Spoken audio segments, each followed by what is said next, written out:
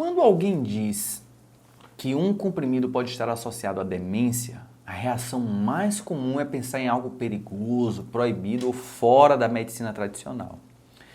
Mas eu quero te convidar a olhar para esse assunto com calma, maturidade e ciência.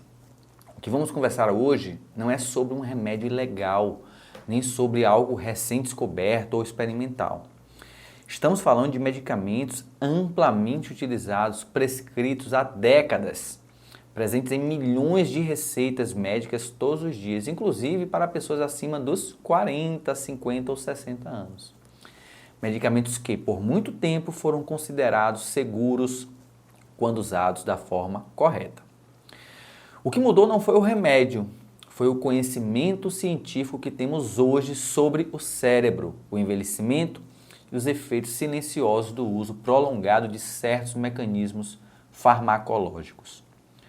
Talvez você esteja usando um desses medicamentos agora, ou talvez alguém muito próximo a você use. Isso é mais comum do que se imagina. Esses comprimidos costumam ser prescritos para situações aparentemente simples e comuns. Alergias, dificuldade para dormir, ansiedade, tonturas, náuseas, bexiga hiperativa, espasmos intestinais ou dores crônicas. Em muitos casos, o uso começa de forma correta, pontual, com indicação médica legítima. O ponto de atenção surge quando esse uso se estende por meses ou anos, sem uma reavaliação cuidadosa, especialmente à medida que o corpo e o cérebro envelhecem.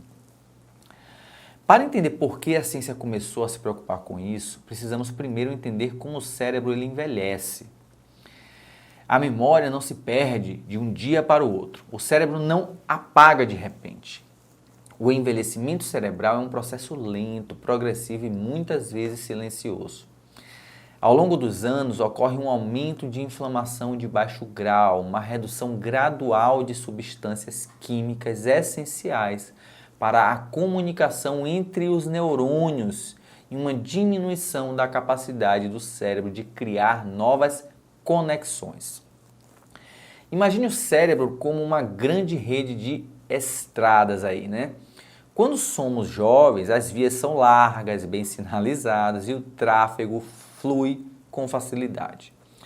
Com o tempo, algumas pistas se estreitam, a sinalização fica menos eficiente e o trânsito começa a ficar mais lento.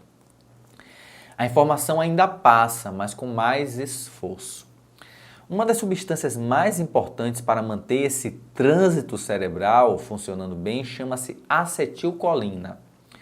O nome pode parecer técnico, mas o papel dela é fácil de entender. A acetilcolina é um mensageiro químico fundamental para a memória, atenção, aprendizado e clareza mental. Ela funciona como um carteiro que entrega mensagens entre os neurônios. Quando esse carteiro está ativo, a informação chega rápida e clara. Quando ele é bloqueado, as mensagens chegam com atraso, incompletas ou se perdem no caminho. É tipo os correios da gente hoje no Brasil, tá? Então, com o envelhecimento natural, a produção e a eficiência da acetilcolina já diminui um pouco. Isso faz parte da biologia humana e do envelhecimento normal.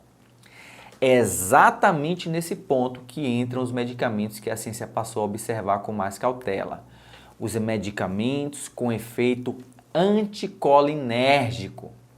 Anticolinérgico significa literalmente contra a acetilcolina que eu falei, ou seja, são substâncias que reduzem ou bloqueiam a ação desse mensageiro químico no organismo.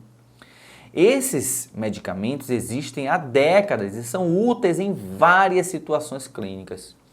O problema não é o uso pontual ou de curto prazo. O ponto crítico é o uso diário, prolongado e cumulativo, especialmente em pessoas mais velhas ou em quem já apresenta alguma vulnerabilidade cognitiva. Bom, mas antes de falar aí os nomes dos remédios, né, para você ficar atento, se você gosta de conteúdo sobre saúde e ainda não é inscrito aqui no canal, se inscreva, tá? E ative o sininho de notificações para não perder os próximos vídeos. Deixe seu like também Isso me ajuda também bastante e vai fazer com que esse vídeo chegue para mais pessoas. E se você quiser acompanhar conteúdos mais curtinhos, coisas do meu dia a dia, né? Me siga lá no meu Instagram. Para tornar isso mais concreto e fácil de entender, vale citar alguns exemplos aí de princípios ativos, sempre com cuidado e sem alarmismo. Então preste atenção, tá? Entre as substâncias com efeito anticolinérgico mais estudadas estão a difenidramina, muito usada em antialérgicos mais antigos e medicamentos para dormir, a amitriptilina, um antidepressivo mais antigo, também utilizado para dor crônica e enxaqueca, a oxibutinina, né, que é frequentemente prescrita para bexiga hiperativa, a escopolamina, usada para náuseas e tonturas, e a prometazina, utilizada em alergias e náuseas também. Todos esses medicamentos podem ser eficazes para aquilo que se propõe, mas compartilham um mesmo mecanismo. Reduzem a ação da acetilcolina. Algumas dessas substâncias conseguem atravessar a barreira hematoencefálica, que é uma espécie aí de filtro natural que protege o cérebro. Pense nessa barreira como um portão de segurança. Nem tudo que circula no sangue consegue entrar no cérebro. Algumas moléculas, porém, têm características que permitem essa passagem. Quando isso acontece, o medicamento não atua apenas no corpo, mas também diretamente no cérebro. É importante dizer que nem todos os anticolinérgicos atravessam esse portão da mesma forma. Alguns atuam mais fora do sistema nervoso central, outros têm ação mais intensa no cérebro. Por isso a ciência moderna fala em carga anticolinérgica, ou seja, o efeito somado dessas substâncias ao longo do tempo, considerando dose, duração e combinação com outros medicamentos. Grandes estudos populacionais aí começaram a observar um padrão que chamou a atenção. Pessoas expostas a uma carga anticolinérgica elevada por meses ou anos apresentaram maior incidência de diagnóstico de demência quando comparadas àquelas que não tiveram essa exposição, ou seja, não usavam essa medicação ou tiveram exposição, né, muito curtas. Esses estudos acompanharam milhares de pessoas por longos períodos e ajustaram fatores como idade, doenças prévias, escolaridade e estilo de vida. Mesmo assim, a associação permaneceu. Isso não significa que esses medicamentos causem demência de forma direta e inevitável, mas indica que eles podem acelerar a perda da reserva cognitiva em determinadas pessoas. Reserva cognitiva é um conceito simples e poderoso. Imagine que o cérebro tem uma poupança. Quando somos jovens, essa poupança é grande. Ao longo da vida, vamos gastando um pouco naturalmente. Se além disso, usamos por anos medicamentos que dificultam a comunicação entre os neurônios, essa reserva pode acabar mais cedo. Quando isso acontece, o cérebro se torna mais vulnerável a lapsos de memória, confusão mental e dificuldades cognitivas. A maior parte das evidências científicas mais robustas envolve pessoas acima dos 65 anos, mas isso não significa que adultos mais jovens estejam completamente protegidos. Em pessoas acima dos 40 ou 50 anos, 45, 50 anos, o uso crônico desses medicamentos já merece atenção, especialmente quando começam a surgir sinais como dificuldade de concentração, esquecimento frequente de palavras, pensamento mais lento, confusão em ambientes familiares ou aquela sensação persistente de mente embaçada. E aqui eu quero ser muito claro e responsável. Ninguém deve suspender medicamentos por conta própria. Não faça isso. Interromper um tratamento sem orientação médica pode trazer riscos reais. O objetivo desta conversa aqui é conscientização, não medo. Informação baseada em ciência permite que você tenha uma conversa mais qualificada com o seu médico. Você entenda riscos e benefícios e avalie se aquele medicamento ainda é a melhor opção para você hoje. A boa notícia é que a medicina evoluiu.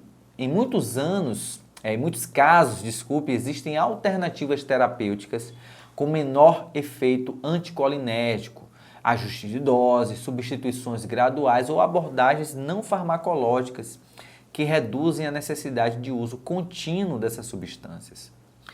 Tudo isso deve ser feito de forma individualizada, respeitando a condição clínica, os sintomas e a qualidade de vida da pessoa.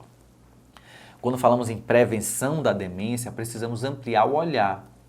Proteger a memória não depende apenas de exercícios mentais isolados, envolve sono de qualidade, atividade física regular, controle da inflamação crônica, estímulo cognitivo constante, vínculos sociais e revisão periódica dos medicamentos de uso contínuo. O cérebro é extremamente sensível ao equilíbrio químico e às escolhas diárias. Pequenas decisões repetidas ao longo dos anos fazem uma diferença enorme no futuro. Talvez o ponto mais importante dessa conversa seja devolver autonomia a você. Saber o que você toma, por que toma e quais são os possíveis impactos a longo prazo é parte essencial do cuidado moderno. A medicina evolui e nossas decisões precisam evoluir junto com ela. Cuidar da saúde cerebral hoje é um investimento direto na sua autonomia, na sua lucidez, na sua dignidade no futuro. E se este conteúdo aqui fez sentido para você, reflita sobre isso, converse com seu médico e compartilhe suas experiências. Informação não é ameaça, informação é proteção. Vou ficando por aqui, fique com Deus, se cuide e um grande abraço.